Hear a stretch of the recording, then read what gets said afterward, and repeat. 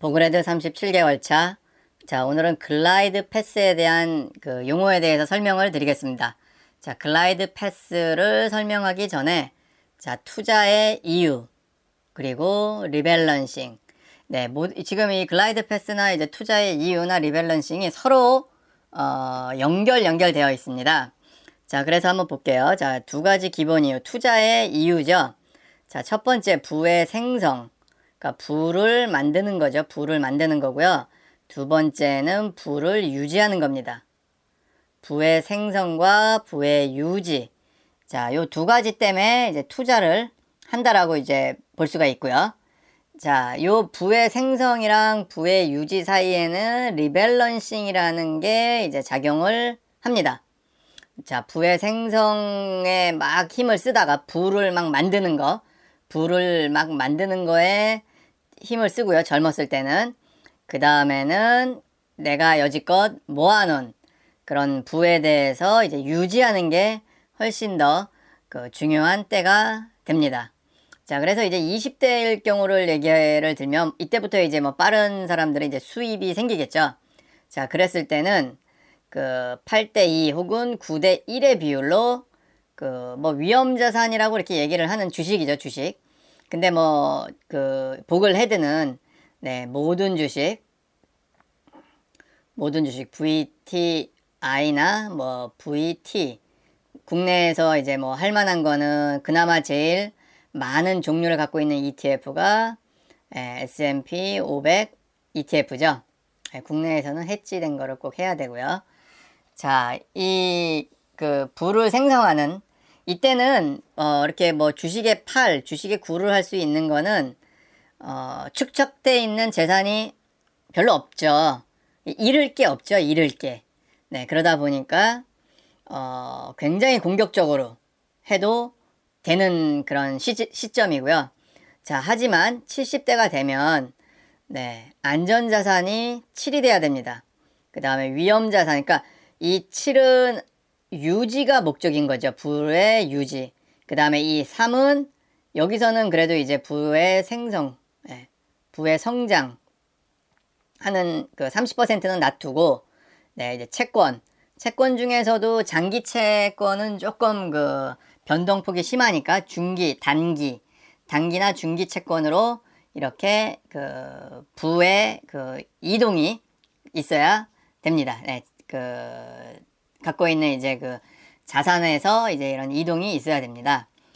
그리고 이제 나중에 이제 부를 유지하는 거, 이게 중요한 이유가 어차피 이제 모은 돈을 다 못 쓸 경우가 많죠. 자, 그래서 이제 상속을 해야 되는데, 자, 이거는 이제 미국의 통계인데요.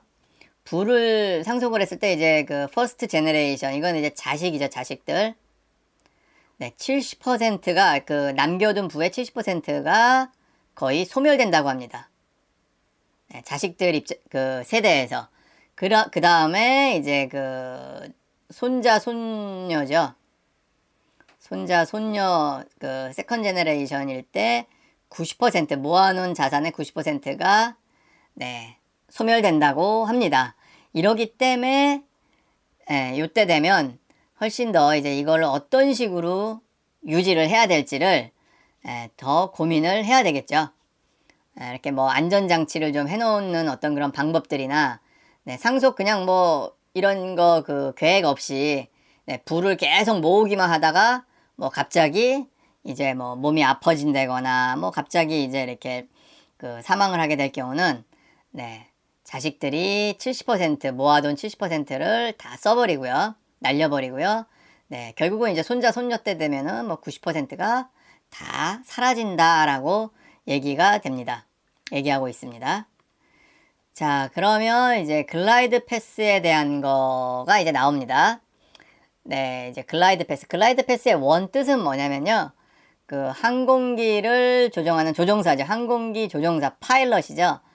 파일럿이 착륙할 때 활주로를 바라보면서 내려가는 어떤 이제 그런 과정들, 네, 착륙할 때 파일럿이 처해 있는 그런 과정들을 글라이드 패스라고 합니다. 그죠? 이게 꼭 그 항공기가 이렇게 쫙 착륙하는 것 같죠? 자, 이제 그래서 이제 이거를 글라이드 패스라고 하는 용어를 이제 그쪽에서 쓰고 있었어요. 근데 이제 이거를 그 자산의 생성과 보존, 유지에 대해서 설명을 하려고 하다 보니 이 그래프가 딱 적용하기 쉬웠던 겁니다. 자, 이제 글라이드 패스, 이제 글라이드 패스라고 이렇게 그 원문이 있는, 원명이 있는 거고요.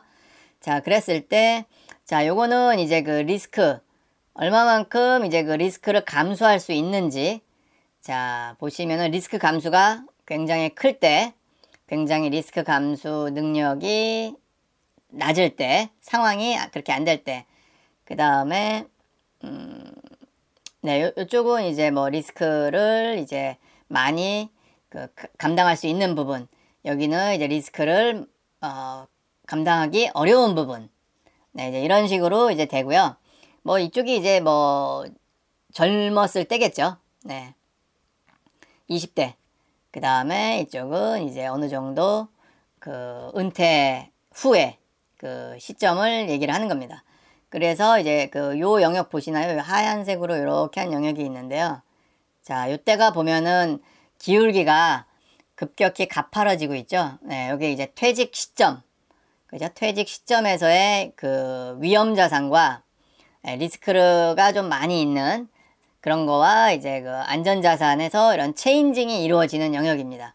네, 은퇴 시점 즈음에서 그래서 요 영역대 이제 하는 게 바로 리밸런싱이죠. 리밸런싱. 네, 투자 자산을 적절하게 위험 자산과 안전 자산으로 이렇게 체인징하는 네, 그런 시점. 그래서 이게 상품으로 나온 게 TDF라는 상품이에요. 네, 여러분들 들어보셨죠? 네, TDF라고 하는 상품. Target Date Retirement Fund라는 게 있고요. Target Date Index Fund라고 있습니다. 이게 뭐 같은 얘기입니다. 그래서 TDF. 요거는 이제 뭐 아시는 분들은 아시겠지만, 이제 뭐 은퇴 시점이 다가올수록 안전자산인 채권의 비중을 점점 키우는 거죠. 그러니까 변동성을 점점 줄인다고 보는 거라 동일한 말입니다. 그래서 요 그래프가 이제 글라이드 패스라고 하고 있고요. 자, 그러면 실제 요거 이제 샘플 글라이드 패스인데요. 뭐 대동소이합니다. 근데 요거는 이제 그 찰스 스왑, 미국의 그 투자 은행이죠. 네, 투자 은행에서 이제 그 타겟 데이트 인덱스 펀드에 대해서 그들이 이제 운영하고 있는 글라이드 패스를 이제 가져와 봤습니다. 자, 요거는 이제 20대부터 75세까지 20세죠. 20세부터 네, 75세까지의 어떤 그 글라이드 패스를 이제 보여주고 있습니다. 자, 그래서 이제 100%와 이제 여기는 0%고요. 보시면은 네, 그 미국 주식, US 이코티 하면 미국 주식이죠. 그러니까 미국 주식의 비중. 우리가 이제 보통 3펀드 전략 말할 때 그 어떻게 말합니까? 3펀드 전략이 그 VTI 미국 주식이 뭐 70, 그다음에 20, 이거 VXUS. 이거는 미국 외 주식이죠. 이거는 인터내셔널 주식이고, 그 다음에 BND 채권 10%. 네, 요거는 아주 이제 그 리스크가 이제 많은 상태인데, 지금 이제 VT 이거 여기서 이제 그 7대 2 정도의 비율인데, 뭐 여기서는 어느 정도 영역이라고 볼까? 한 요 정도 될래나요? 요 정도? 그러기에는 여기 지금 이게 그 하늘색이 인터내셔널 이코티 주식이거든요. 미국을 제외한 주식이거든요. 그러니까 조금 많아 보이긴 합니다. 그 다음에 지금 제일 위가 이제 본드, 채권이죠. BND. 자, 이렇게 쭉 보시면 기울기가 이렇게 완만하죠. 이렇게 완만하고 여기도 이쪽도 이제 완만한데, 자, 이제 요 영역대가 좀 가파릅니다. 가파른 영역을 보면 이제 60세를 기준으로 네, 이제 은퇴 시점이겠죠. 네, 55세에서 65세 사이. 네, 요 영역대에 그 기울기가 가파르다는 거는 그만큼 빨리 리밸런싱이 지금 되고 있는 거죠. 네, 리밸런싱이 그 활발하게 되고 있는 부분입니다. 그러니까 여기도 그래프에서 보시듯이 지금 제일 진한 색, 지금 미국 주식이 없어지고 비중이 여기서 이제 그 줄죠. 요쪽 색깔이 비중이 줄면서 네, 인터내셔널 주식도 좀 줄고요. 대신 채권의 비중이 엄청나게 늘어났습니다.